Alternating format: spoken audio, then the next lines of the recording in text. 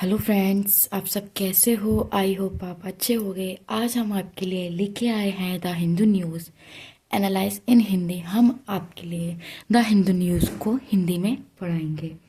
UPSC और prelims plus means दोनों के लिए बहुत इंपॉर्टेंट टॉपिक है, जो मेरे आंसर मींस के आंसर राइटिंग के लिए बहुत इंपॉर्टेंट है। आज है 1 फरवरी। हम बात करते हैं अपने टॉपिक पर। स्टडी फाइंड माइक्रोप्लास्टिक इन सिटी ग्राउंड वाटर।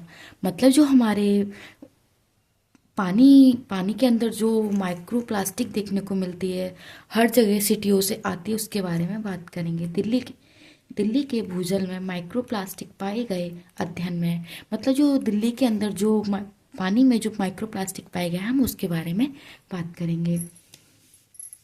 इस अध्ययन का मुख्य उद्देश्य भूजल में माइक्रोप्लास्टिक की मौजूदगी की जांच करना था, लेकिन इसकी उपस्थिति यमुना नदी के पानी और उसके तटों की मिट्टी के नमूने में भी पाई जाती है। ये एक जो माइक्रोप्लास्टिक है वो यमुना नदी के तट के जो पानी है उनमें देखने को मिली थी। और बात करते हैं, ये संकेत करता है कि नदी में भूजल में माइक्रोप्लास्टिक का रिसाव हो रहा है। दिल्ली की लगभग सभी 11 जिलों के भूजल नमूनों में माइक्रोप्लास्टिक पाया गया। मतलब अध्ययन में ये पता चला है कि 11 जिलों में माइक्रोप्लास्टिक पाया गया है। अब हम बात करते हैं, यूएनईपी के अनुसार माइक्रोप्लास्टिक व छोटे प्लास्टिक कण या टुकड़े होते हैं जिनके पास 5 mm से कम होता है। 2021 में यूएनईपी की report from pollution to solution इन चेतावनियों में देखी गई है कि माइक्रोप्लास्टिक में मौजूदगी रसायन गंभीर स्वास्थ्य प्रभावों से जुड़े होते हैं, विशेष रूप से महिलाओं में, जिनमें मानव आनुवंशिक संरचना में बदलाव, प्लास्टिक विकास में परिवर्तन शामिल है। मतलब महिलाओं में अधिकतर हमें देखने को मिला है ये प्रभाव। सौर यूवी विकिरण, हवा धाराएं और अन्य प्राकृतिक कारकों के प्रभाव में प्लास्टिक कण में टूट जाते हैं, जिसमें 5 mm से या 100 नैनो mm छोटे कण देखने को मिलते हैं। अब हम बात करते हैं हमारे यूपीएससी मेंस में आए हुए क्वेश्चन के बारे में। लगातार उत्पन्न हो रहे गंभीर भारी मात्रा में त्यागे गए ठोस कचरे निपटाने में क्या बाधा है? हम अपने रहने में योग्य वातावरण हो रहा हो, विषैले कचरे को संरक्षित तरीके से कैसे हटा सकते हैं?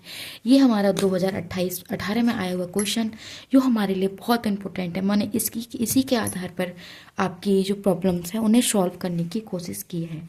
अब हम बात करते हैं माइक्रोप्लास्टिक के अनुप्रयोग और प्रयोग।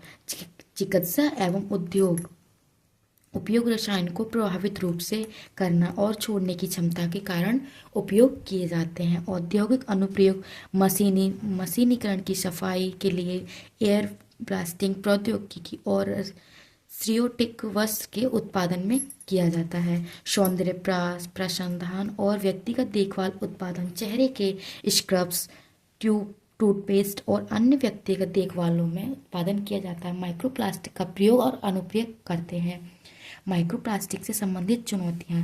पर्यावरण में अत्यधिक स्थायी तथा छोटे आकार उन्हें लंबी दूरी तक ले जाने में सक्षम बनाते हैं। मतलब जो छोटे आकार के पर्यावरण अस्थायी होते हैं वो छोटे तक ले जाते हैं, दूरी बना लेते हैं। स्वास्थ्य ऑक्सीडेटिव जो तनाव हो जाता है, डीएनए क्षति, अंग शिथिल, चयापचय संबंधित विकास, ईटीसी आदि देखने को मिलते हैं। अब हम बात करेंगे अपने नेक्स्ट टॉपिक पे। Indian tiger population rose 30% over to recover posted strong legislative framework. हम बात करते हैं कि भारत में बाघों की आबादी है 2 दशकों में 30% से बड़ी है, जो मजबूत कानूनी से पुनरुद्धार को बढ़ावा मिला है। मतलब बढ़ावा मिला है कि हमें अधिक देखने को मिलते हैं, हमें खुशी की बात है। हम बात करेंगे राष्ट्रीय जैविक विज्ञान केंद्र के एक अध्ययन पत्रिका में प्रकाशित किया गया है में पाया गया है कि पिछले 2 दशकों में भारत में बाघों की आबादी बढ़ी है। ये है, हम उनके बारे में और देखते हैं। सुरक्षित क्षेत्र, संरक्षित क्षेत्र जहां मनुष्य की उपस्थिति नहीं है, भूमि संरक्षण के माध्यम से 85% प्रजनन बाद आबादी की बनाए रखने में सहायक रहे हैं। मतलब जो 85% जो प्रजनन बांध थे उनको हमने अच्छे से बनाए रखने में रहे हैं।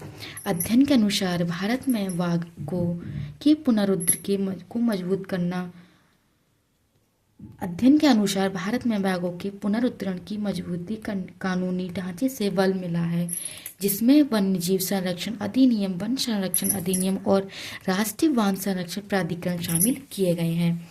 आर्थिक समृद्धि और सांस्कृतिक मूल्यों ने बाघों के अस्तित्व, पुनर्विचार और नए क्षेत्रों में फैलाव को प्रभावित किया है।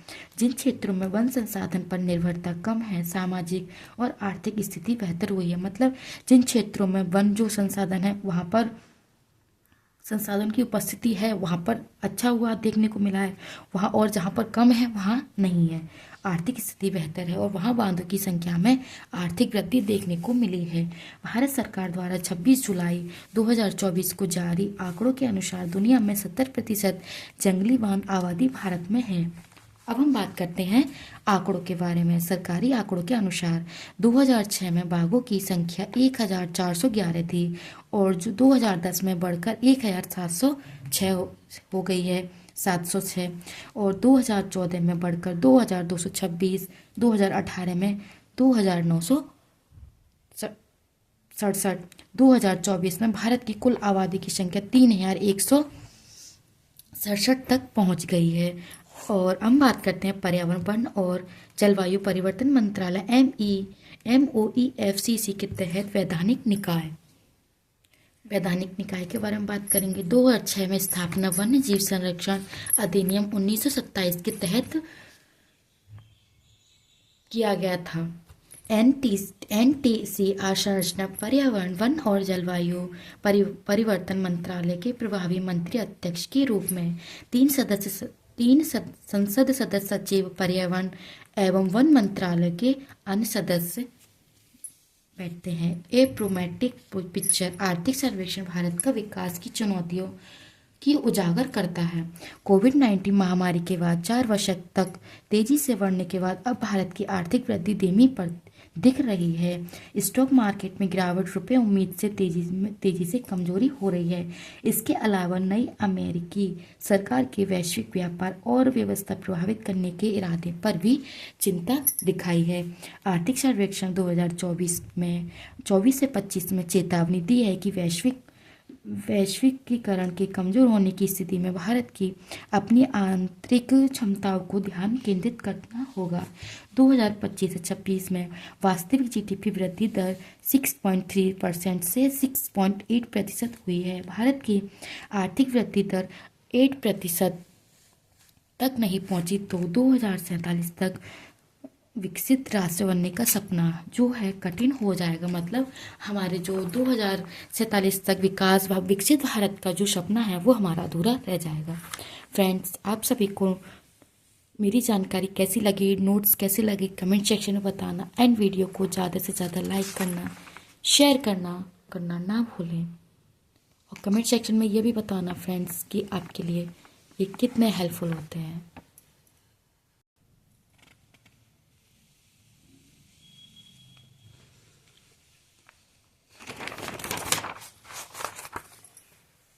And thank you friends.